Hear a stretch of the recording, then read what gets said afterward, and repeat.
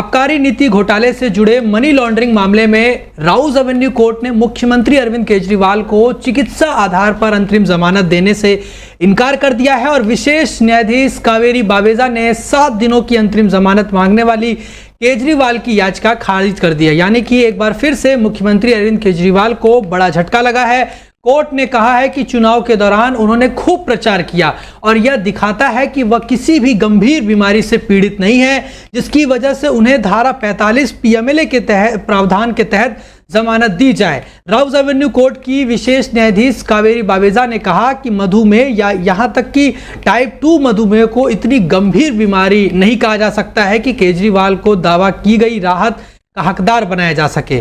उनकी नियमित जमानत याचिका पर अब 7 जून को सुनवाई होनी है। अरविंद केजरीवाल को आपको बता दें 21 मार्च को ईडी ने गिरफ्तार कर लिया था और उन्हें सुप्रीम कोर्ट ने 1 जून तक अंतिम जमानत दी थी। इसके एक दिन बाद उन्होंने सरेंडर कर दिया था। अब इस पूरे मामले को लेकर अब 7 जून को यानी कि कल जब सुनवाई होगी तो देखना होगा कि क्या उनको अंतरिम राहत मिलती है या फिर अभी जेल में ही रहना पड़ता है। वहीं लोकसभा चुनाव 2024 के नतीजों में असम में बीजेपी ने 14 में से 9 सीटों पर कब्जा जमा लिया है। बाकी बचे सीटों पर बीजेपी बुरी तरह से हार गई है। इन जिलों में शामिल हैं नागांव और धुबरी। इन जिलों के परिणाम को लेकर असम के मुख्यमंत्री हिमंत बिस्वा शर्मा ने गुरुवार को यह दावा किया कि नागांव और धुबरी में लोकसभा चुनाव के नतीजे इस बात की ओर इशारा करते हैं कि राज्य के सामाजिक ताने बाने की नींव बहुत कमजोर है।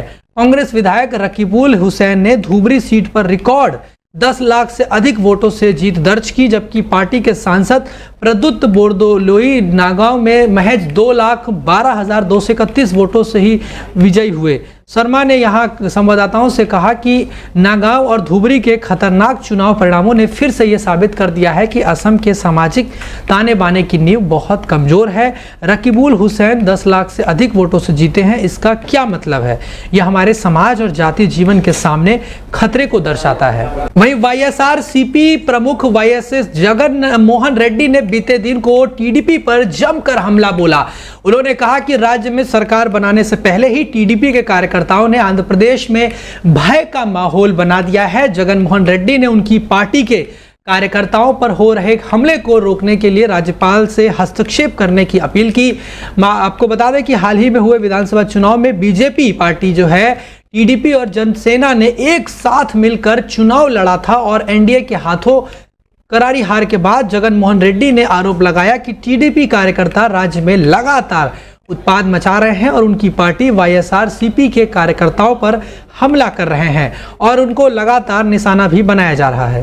वहीं मुख्यमंत्री योगी आदित्यनाथ ने खाली पदों पर नियुक्ति की प्रक्रिया जो है वो तेज करने का निर्देश दिया है। साफ कहा है कि जिन भी विभागों में नियुक्ति की जानी है वहां से तत्काल अधिचयन जो चयन आयोगों को भेजी जाए। लोकसभा चुनाव की समाप्ति के बाद आज शासन के कामकाज की समीक्षा के दौरान मुख्यमंत्री योगी ने इस संबंध में पहल करने का निर्देश विभागीय अधिकारी को दिया।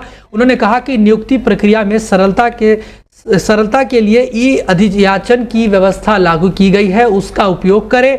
सीएम योगी ने यह भी कहा कि नियुक्ति के लिए अभी अधियाचन भेजने से पूर्व नियमावली का सूक्ष्मता से परीक्षण कर लिया जाए और चयन प्रक्रिया की समय सीमा भी तय करें।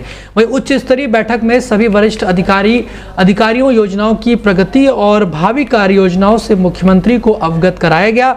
मुख्यमंत्री योगी ने वरिष्ठ अधिकारियों को समयबद्धता गुणवत्ता सुनिश्चित करने हुए और विभागीय मंत्रियों के साथ बेहतर संवाद समन्वय बनाए रखने की नसीहत दी।